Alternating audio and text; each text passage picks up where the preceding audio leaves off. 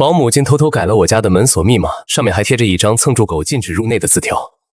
蹭吃蹭住的赖皮狗，滚出我家！行了行了，保姆慌忙把儿子推回屋内，又小跑到我跟前低声解释：抱歉少爷，我儿子不知道我是保姆，他有少爷脾气，要不您先去郊外那套房躲2天，求您别坏了他的心情。我被气笑了，居然要我避他锋芒，念旧情让他儿子周末暂住，还真敢鸠占鹊巢。我二话不说直接报警。您好，有人非法入室抢占我的房子，麻烦你们尽快出警。2名民警刚下车，准备问具体情况，保姆李桂芬就急匆匆地把门拉开了。她一路小跑过来，脸色煞白地看着我。哎呦，少爷，这闹的是哪一出啊？怎么还报警了？我冷冷地扫了他一眼，没搭腔。民警打量了他几眼，我见状立刻补充：民警同志，他就是那个非法闯入并霸占我房产的人。不是的，民警同志，这全是误会。我是陆少的保姆，平时专门伺候他饮食起居的。我儿子学校放假，过来住2天。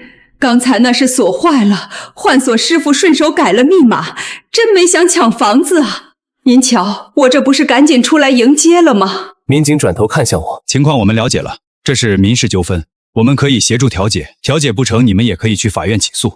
我刚要说话，李桂芬突然凑到我耳边，语气里全是卑微和哀求。少爷，王德发他爸没得早，我一个女人拉扯他不容易。他刚进大学，正是爱面子的时候，从小没爹疼，性格难免有些偏激。要是让他知道我就是个伺候人的，他非得崩溃不可。我这么做，纯粹是想让他心里好受点儿。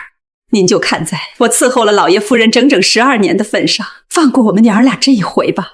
提到我爸妈，我心里确实软了一下。李桂芬在我家干了12年，我妈生前身体一直不好，全是她贴身照顾，端茶倒水，从没抱怨。我妈走的那天，李桂芬甚至当场哭晕，跪在床头拉着我妈的手，保证一定会照看好我。那之后，她确实挺尽心的，家里被她收拾得利利索索，对我也是无微不至。每次过年过节，我给她塞红包，她都要推辞好半天才收下。3个月前，他儿子王德发跟我考进了同一所大学，李桂芬又喜又忧，喜的是儿子争气，忧的是那昂贵的学费他供不起。我觉得他不容易，就主动提出承担王德发大学4年的所有费用。当时李桂芬激动得直抹眼泪，她死死拽着我的手，谢个不停，说这辈子都要报答我的恩情。可自从上个月起，苗头就不太对了。那天我回屋，冷不丁瞧见王德发坐在客厅里，我正纳闷呢，李桂芬把我拽到旁边，小声解释。少爷，我儿子周末没地方去，我想着好久没见他了，就让他过来待2天。我点点头，没往心里去，反正家里空房间多，让他们见面也没啥大不了的。可慢慢的，我就发现味儿变了，所谓的待2天，变成了每个周末准时准点的固定项目。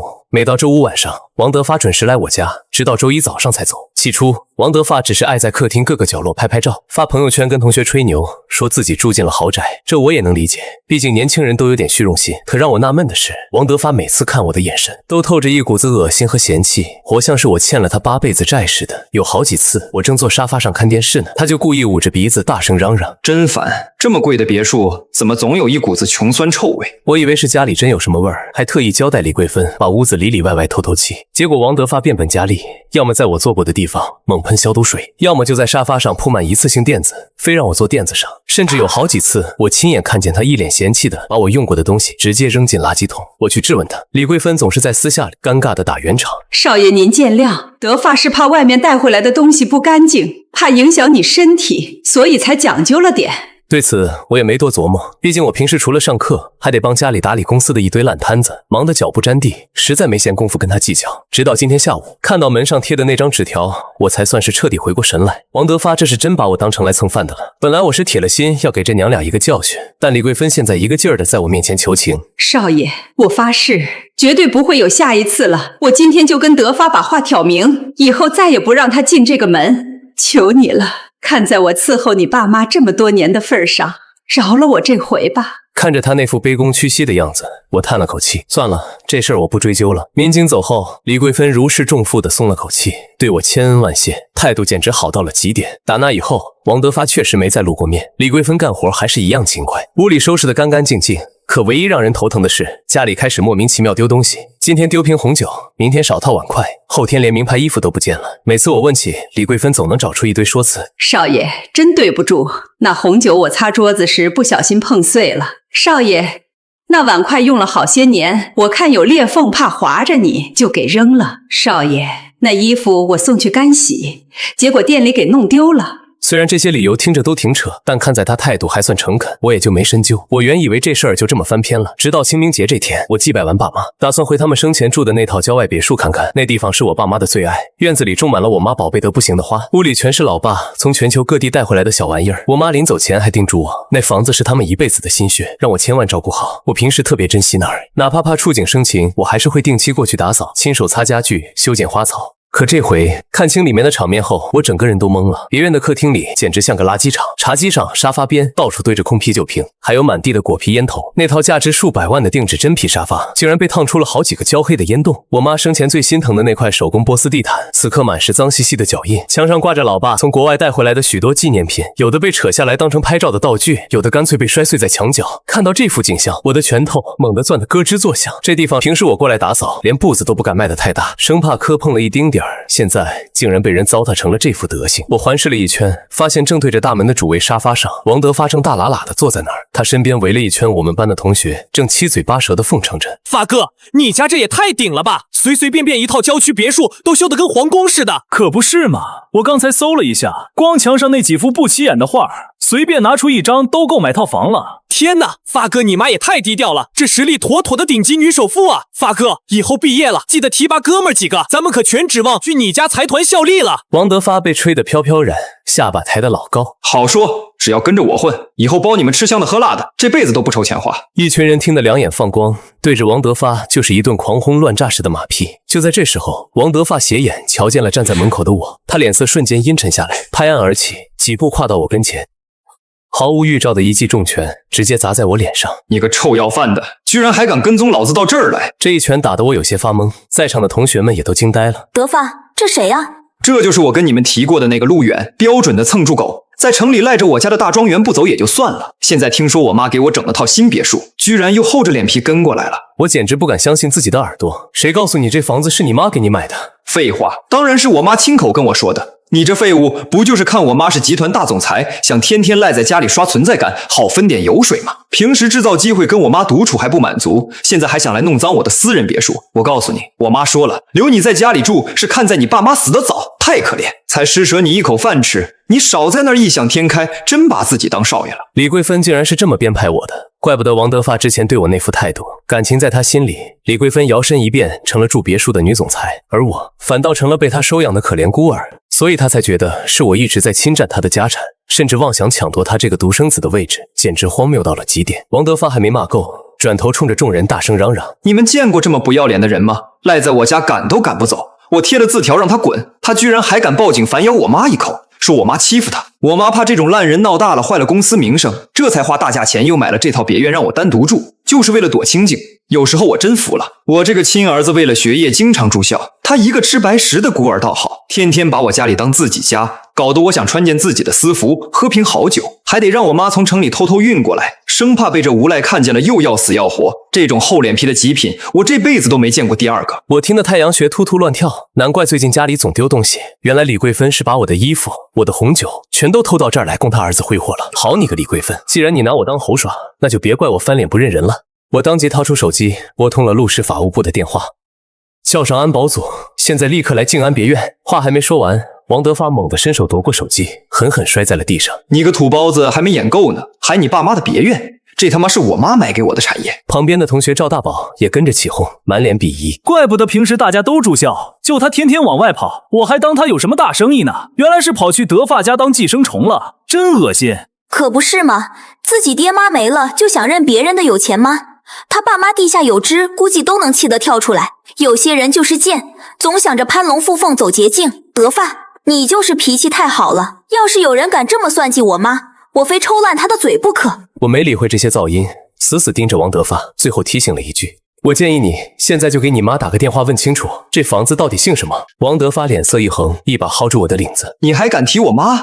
别以为我不知道，你就是想趁机把我妈骗过来，再装可怜要好处。说着，他眼尖地盯住了我脖子上露出来的红绳，眼睛一亮：这玉坠瞧着成色不错，也是忽悠我妈给你买的吧？他手上一使劲，扯了下来，我心里咯噔一下。还给我！见我反应这么强烈，王德发的眼神变得异常阴毒。这么宝贝，看来这玩意儿花了我妈不少钱啊！我急得出了一头汗，语气放软了些。那是我妈留给我的，不值钱，但对我特别重要，赶紧还我！这块玉佩是我妈当年拼了命给我求回来的。我小时候身体差的没边，10岁那年甚至进了 ICU， 医生都下了病危通知。我妈为了救我，硬是去庙里跪求，顶着40度的高温，一步一个响头，从山脚磕到山顶，膝盖磕烂了，额头全是血，最后才求来这么个护身符。说来也悬，戴上它没多久，我就转危为安了。可我妈却因为那次伤了元气，身体彻底垮了。这是我妈用命换来的念想，谁要是敢动它，就是动了我的命。这么想要，那我就偏不让你如愿。王德发冷哼一声，不要！当着我的面把项链狠狠摔向地面，看着满地的碎片，我感觉心脏像是被人掏空了一块，疼得喘不过气，积攒的怒火瞬间爆发，你这个畜生！一拳狠狠抡在了王德发的侧脸上。你个穷鬼居然敢打我，给我打，往死里打！谁打得最狠，我让我妈给谁发100万！这帮人一听有钱拿，眼睛全红了，疯了似的朝我扑过来。一顿拳脚相加之后，他们又开始对我一顿数落。感动德发也不掂量掂量自己几斤几两，人家妈可是首富，就是一个蹭住的孤儿，哪来的胆子？这玉肯定也是骗来的，砸了就砸了，你急什么？不要脸的东西，抢了人家的宠爱还敢动手，我看你是欠收拾。我死死地盯着这帮人的嘴脸，你们一个都跑不掉，全都要付出代价！这群人像是听到了什么笑话，笑得前仰后合。笑死我了！德发家可是本市陆氏财团的红人，你算个什么东西，也敢威胁我们？王德发在众人的簇拥下满脸狂妄。代价，老子字典里就没这2个字，我倒要看看你这穷酸孤儿能把我怎么样。话音刚落，别院门口突然传来一阵刺耳的刹车声，紧接着一排顶级豪车鱼贯而入。突然出现的豪车车队让原本闹哄哄的屋子瞬间静了下来。王德发那帮人全都停住了手脚，齐刷刷的扭头往门口张望。在众人的注视下，一排车门同时打开，几十个穿着黑西服、身材魁梧的男人快步下车。他们一个个面色冷峻，眼神利索的跟鹰眼似的，直奔别墅大门而来。领头的是个穿长裙、戴着金丝眼镜的卷发女人，正是我的法务部总监秦霜。她是我老爸生前最看重的左膀右臂，也是现在帮我稳住公司局面的核心元老。她身后跟着20来个法务部的精干员工，还有几个专业的保镖。这帮人手里拎着公文包和记录仪，瞧见这阵仗，那帮同学全看傻了。这啥情况啊？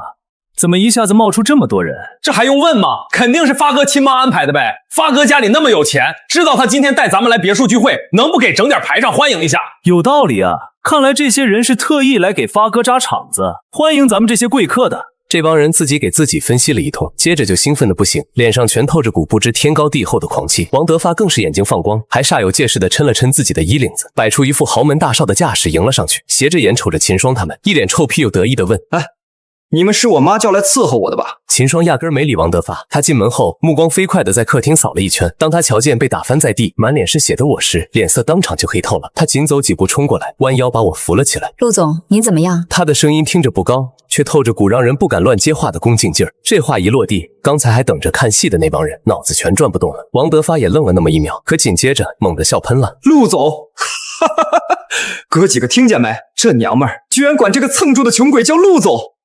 王德发指着我，笑得腰都快直不起来了。就他这种连个落脚地儿都得赖着人家的货色，也配叫老总？那帮同学也跟着起哄狂笑。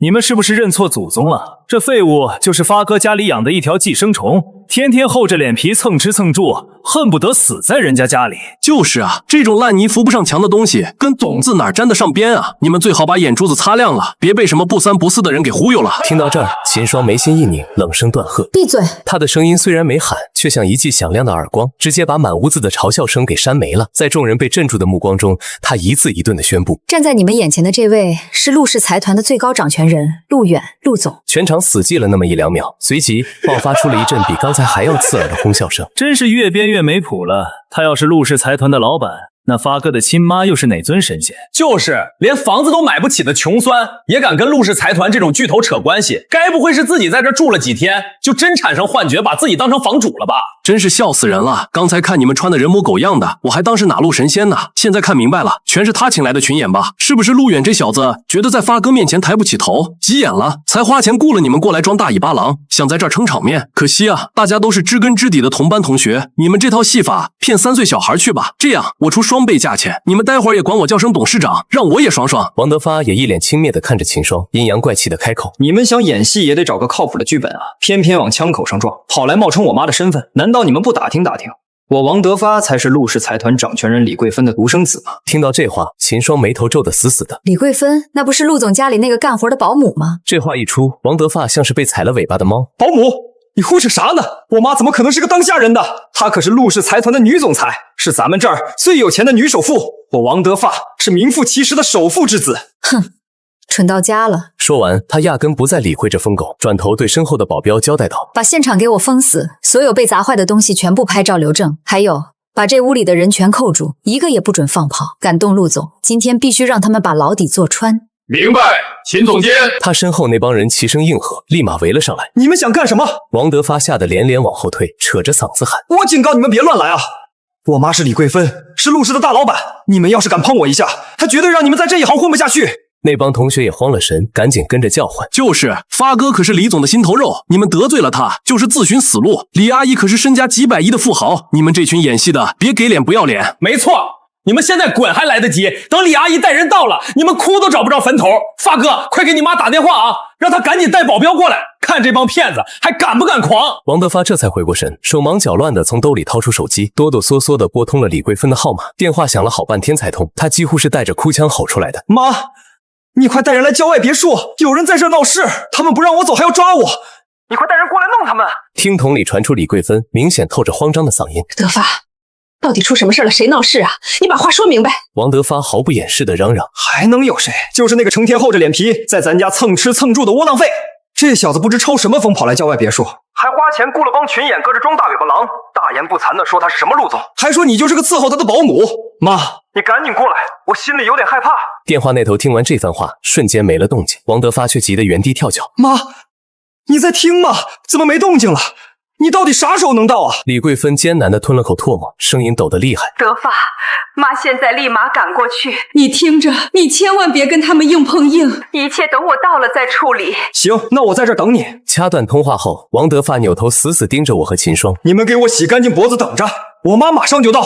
等他老人家一露面，看你们这帮骗子怎么收场。”我顺手拉过一把椅子坐稳，懒得搭理他。秦霜语气关切地轻声询问：“陆总，您脸上的伤要不先包扎一下？”不急，等李桂芬露面后再一起算账。王德发把这话听在耳朵里，当即嗤之以鼻：“真能装啊！接着演，等我妈一到，我倒要看看你这出戏还怎么往下唱。”旁边那群同学见李桂芬真要来撑腰，一个个又抖擞起精神：“发哥，一会儿李阿姨到了，你可千万别客气，必须让这帮没眼力见的东西长长记性。”可不是嘛，连李阿姨买给你的郊外别墅都敢硬闯，还带人来这儿耀武扬威，简直是活腻歪了。等李阿姨一现身，绝对得让他们尝尝陆氏财团掌门人的铁腕手段。还有，发哥，你必须向你妈揭穿陆远这小子的丑恶嘴脸，免得你妈大发善心，继续养着这个白眼狼。没错，过了今天就让陆远直接滚去睡大街，要是没你妈赏饭吃，我倒要看看他能不能活过明天。王德发后槽牙咬得咯咯作响，目光像毒蛇一样缠着我。大伙儿把心放肚子里，今天就算陆远跪在地上磕头抹眼泪，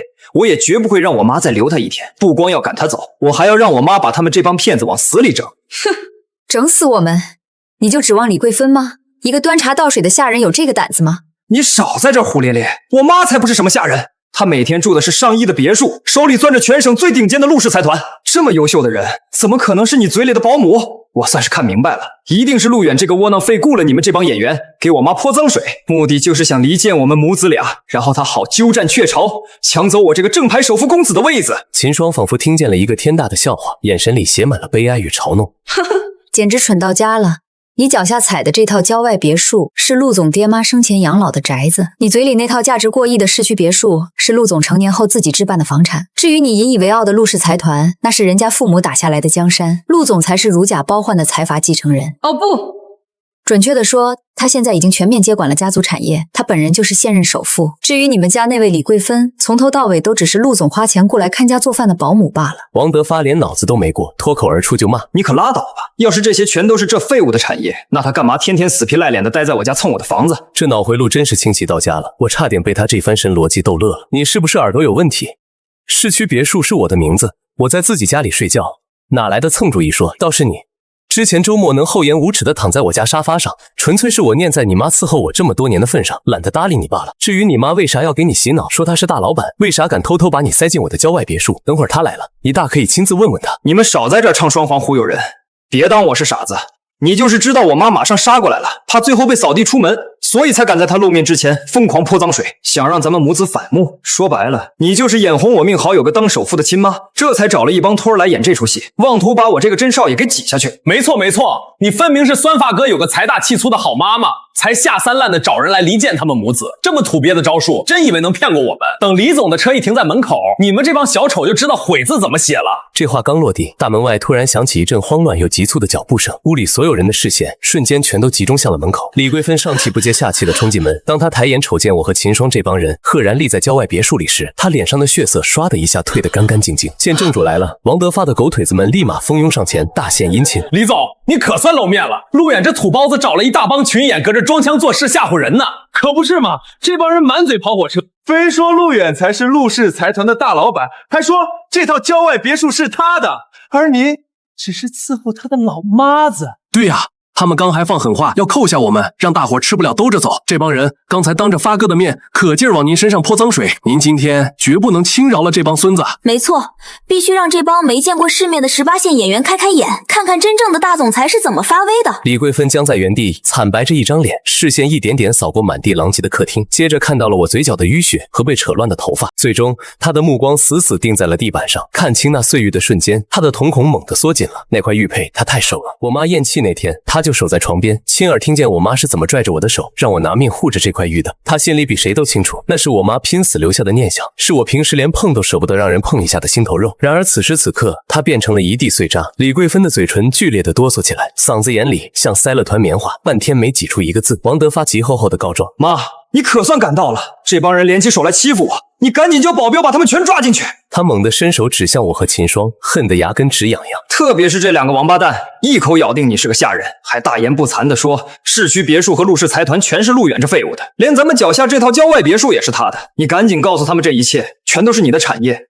对不对？李桂芬站在原地没有动。王德发察觉到了异常，伸手拉了一下他的胳膊：妈，你这是怎么了？为什么不说话？下一秒，李桂芬看向我的眼神里全是恐慌和哀求，紧接着她挣开王德发的手，快步走到我面前，和之前一样，用只有我能听见的音量说道：少爷，求求您帮帮我吧。我靠在椅子上冷冷地看着他，没理会，他只好继续哀求：您就帮我圆这个谎，在德发面前假装我才是这房子的主人，说您家的房子和公司都是我的，而您只是寄住在我们家的可怜人。就这一次，求您了。您也清楚，德发他爸去世得早，我一个人把他养大，真的很不容易。他从小自尊心就强，要是知道我只是个保姆，他一定会崩溃的。少爷，看在我照顾了您爸妈这么多年的份上，您就再帮我这一回。就这一次，我向您保证，以后我绝对好好干活，再也不让他来打扰您。您让我做什么，我就做什么。他说的每一句话都让我觉得无比可笑。李桂芬，你到底哪来的脸，敢跟我提这种要求？李桂芬眼里闪过一丝慌乱，下意识回头看了王德发一眼，然后她急切地把声音压得更低：少爷，您小点声。我没有理会他，继续说道：看在我爸妈的面子上，我让你继续留在我家工作，给你涨了工资，还承担了你儿子的大学学费，我对你们母子百般宽容，一再忍让。可是你呢？你不仅让你儿子住在我的房子里，由着他在我面前耀武扬威，甚至让他在我家门上贴纸条骂我，现在你还让他带人来我爸妈的别墅里胡作非为。你觉得你们做了这么多过分的事情之后，还有什么资格要求我帮你？李桂芬的额头上开始冒出冷汗，她的声音控制不住的发抖：少爷，我不是故意的，我只是什么？只是告诉王德发你是公司老总，只是带他住进我家，骗他那是你的房子，只是偷我家的东西拿去给他用，然后再让他住进我爸妈的别墅，随意糟蹋这里的东西吗？李桂芬，你知道这行为叫什么吗？这叫偷窃，叫诈骗。李桂芬彻底慌了神，她双腿一软，险些直接跪下去。少爷，我真的知道错了，我就是太想让他有个好的家境了。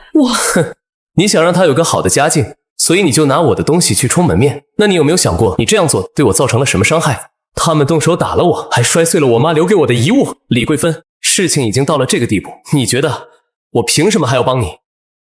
少爷，我可以赔偿。哼，赔？那块玉佩是我妈的遗物，是她拿命求来的东西，你拿什么来赔？李桂芬彻底说不出话了。就在这个时候，王德发终于按捺不住了，他快步走来，一把挡在李桂芬面前，瞪着我质问：你们两个嘀嘀咕咕在说什么？妈，这个废物是不是又在装可怜，又在求你放过他？李桂芬张了张嘴，想说些什么，却又硬生生咽了回去。王德发终于察觉到了异常，眉头皱得更紧了。妈，你为什么不说话？他到底跟你说了什么？是挑拨离间，还是又开口威胁你了？你不用怕他，有什么话你就直说。他要是敢威胁你，我们现在就报警，我就不信了，一个蹭住的还能翻天不成？李桂芬终于抬起了头，她看了王德发一眼，又看了看我，嘴唇哆嗦了半天，最后只憋出一句：德发，你别再说了。我为什么不能说？难道你真的被这个废物给吓住了？你快别说了，事情根本不是你想的那样。什么不是我想的那样？难不成还真像这个废物说的那样，你只是他的保姆？说到这里，王德发自己都忍不住笑了起来。这么荒唐的话，也就只有这种蹭猪的人才说得出口。妈，你快当面拆穿他们，快大声告诉大家，这些别墅还有公司到底是谁的产业？同学们也纷纷看着李桂芬，跟着催促道：对啊，李阿姨，您快表明身份，为发哥出头，同时让他们知道什么叫天高地厚。没错，一个穷光蛋带着一群演员也敢在您的地盘上装模作样，您快点教训他们。面对大家的催促，李桂芬始终没有动。王德发不解地推了推她：妈，你倒是说话。李桂芬低着头，声音非常小：他们说的都是真的。客厅里瞬间安静了下来，王德发脸上的笑容彻底凝固了。他看着李桂芬，眼神里充满了难以置信。你说什么？李桂芬不敢看他的眼睛，声音更低了。少爷说的全是真的，他才是陆氏财团的总裁，市中心的那套房子是他的，这栋郊外别墅也是他的，我只是他的保姆。李桂芬说的每一个字都像是一把锤子，重重地砸在王德发的心上。他的脸色以肉眼可见的速度变白，声音发抖。你说什么？妈，你看着我，再说一遍。李桂芬终于抬起头，满脸泪水地说道：德发，对不起，我不是故意要骗你的，我就是太在乎你了，我怕你知道我是个保姆，会在同学面前觉得丢人，所以我才……你别再说了。所以你一直都在跟我撒谎吗？你告诉我你是陆氏财团的大老板，说你住着大别墅，说你是身价几百亿的首富，全都是骗人的。你真的只是个保姆，一个什么都没有的下人。李桂芬低着头，声音非常微弱：德发，对不起。对不起有什么用？你清楚我平时是怎么跟同学吹牛的吗？我说我妈是首富，是有钱人，是顶尖的成功人士。结果你现在跑来告诉我，你只是个伺候人的保姆。你让我以后怎么面对这些同学？你让我还怎么在他们面前做人？说完，王德发死死抓住李桂芬的肩膀，一遍遍质问她为什么要撒谎，为什么这么没本事，毁了她一辈子。旁边的同学们全看傻了眼，不敢相信眼前的一切，一个个脸色难看的要命。打住！我开了口，声音虽然不大，却让屋里瞬间安静了下来。王德发和李桂芬同时转头看向我：你们想怎么吵闹，以后有的是时间，但现在有几笔账必须当面算清楚。我走到李桂芬面前，盯着她：第一，你没经过我的同意，私自把我的郊外别墅借给别人用，导致屋里多处家具和物品被毁，这属于非法侵占他人财产。第二，你私自拿走我市区别墅里的贵重物品，包括我收藏的红酒、衣服、手表，还有日常用品，这已经构成了盗窃。第三，你隐瞒自己的真实身份，拿我的财产当诱饵骗你儿子，还纵容他对我动手打人，这件事你同样要负责任。我每数落一条，李桂芬的脸色就惨白一分。第四，我指着地上摔碎的玉佩，这是我妈留给我的遗物，现在被你儿子砸了。李桂芬双腿一软，直接跪在了地上。陆少，我真不是故意的，求您大发慈悲饶了我这回吧，我发誓以后绝对不敢了。王德发站在旁边，看着跪地求饶的母亲，脸上有愤怒，有失望，有丢人，还有一种说不出口的心虚。现场的同学们更是吓得全都缩到了墙角，刚才还嚣张着要收拾我的那帮人，现在连正眼都不敢看我一下。秦霜递给我一个文件夹：陆总，这是刚才在现场拍的照片和视频，所有被砸坏的东西都已经拍照留证了，包括您身上受的伤也全记录下来了。我接过文件夹，随便翻了2页，点了点头，随后看向李桂芬：你先起来吧。李桂芬猛地抬起头：陆少，您肯原谅我了。我看着他，平静地说道：原谅？你在想什么呢？我只是让你站起来说话，至于这事儿到底该怎么处理，那是警察的工作。李桂芬的脸色瞬间灰暗到了极点，她整个人瘫软在地上，像是一滩烂泥。王德发看着眼前的场景，总算明白事情闹得有多大了。他皱着眉头走到我跟前，声音里带着明显的颤抖：那个远哥，今天这事儿完全是个误会，我真不知道这郊外别墅是你的，我一直以为……你以为怎样？你觉得我是来蹭住的，所以你就能随便动手打人，就能随便砸别人的东西？我已经报警了，警察马上就到，你动手打人毁坏别人东西的责任我绝对会追究到底。王德发的脸色瞬间变得惨白，他转头看向李桂芬，带着哭腔大喊：妈，你倒是出个声啊！你不是一直说会保护我，会让我这辈子都不愁吃穿吗？你现在怎么变哑巴了？李桂芬瘫坐在地上，满眼都是苦涩。就在这时，门外传来了警笛声。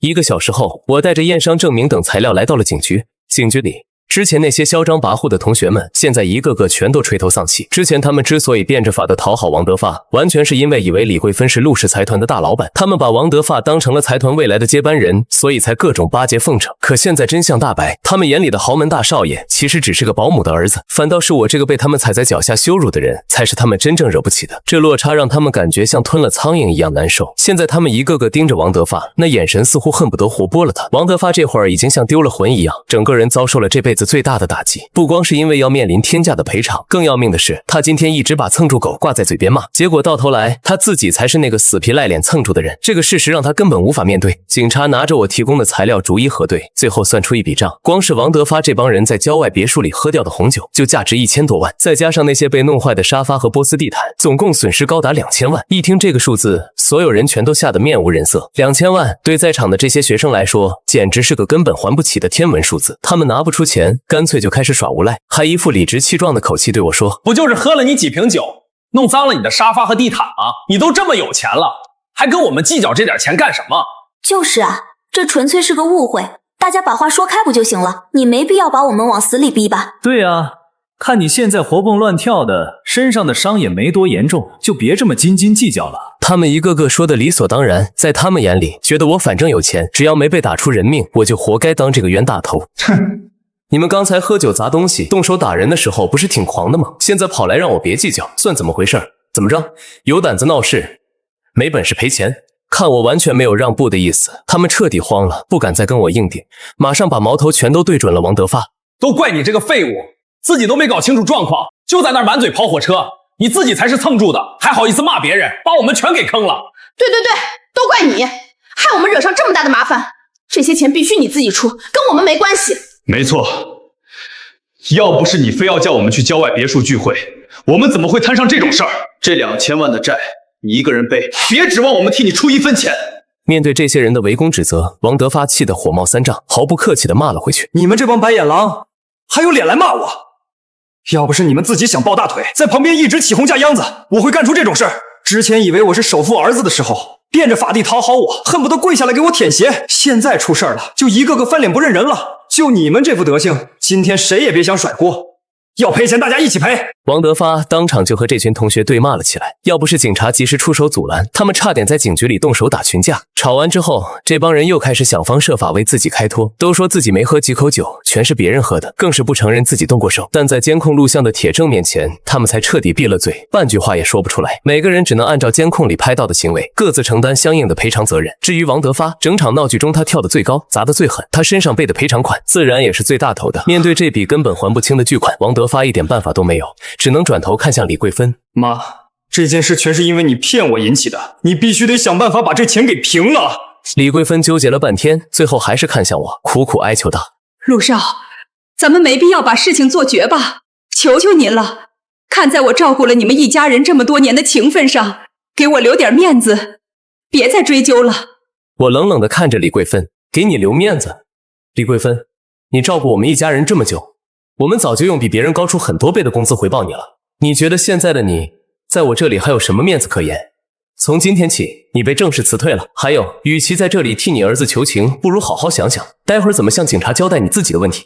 说完，我头也不回地走出了警局。就这样，这帮人开始四处借钱赔偿，有些同学只能硬着头皮找家里人，挨了父母一顿毒打，才勉强凑齐了赔款。至于那些实在赔不起的，只能老老实实的进去改造了，为自己的贪婪和嚣张付出了惨痛的代价。李桂芬因为盗窃、故意毁坏财物和非法侵入住宅等罪，最后被判了3年。王德发则因为故意伤害罪和故意毁坏财物罪被判了2年。经历了这件事，我彻底明白了，在这个世界上，从来不是你退一步，别人就会跟着退一步的。有些人，你越是包容他，他就越是得寸进尺；你越是心软，他就越敢骑到你头上耀武扬威。人的善良必须得带点锋芒，不然就只会被人当成软柿子，随意拿捏。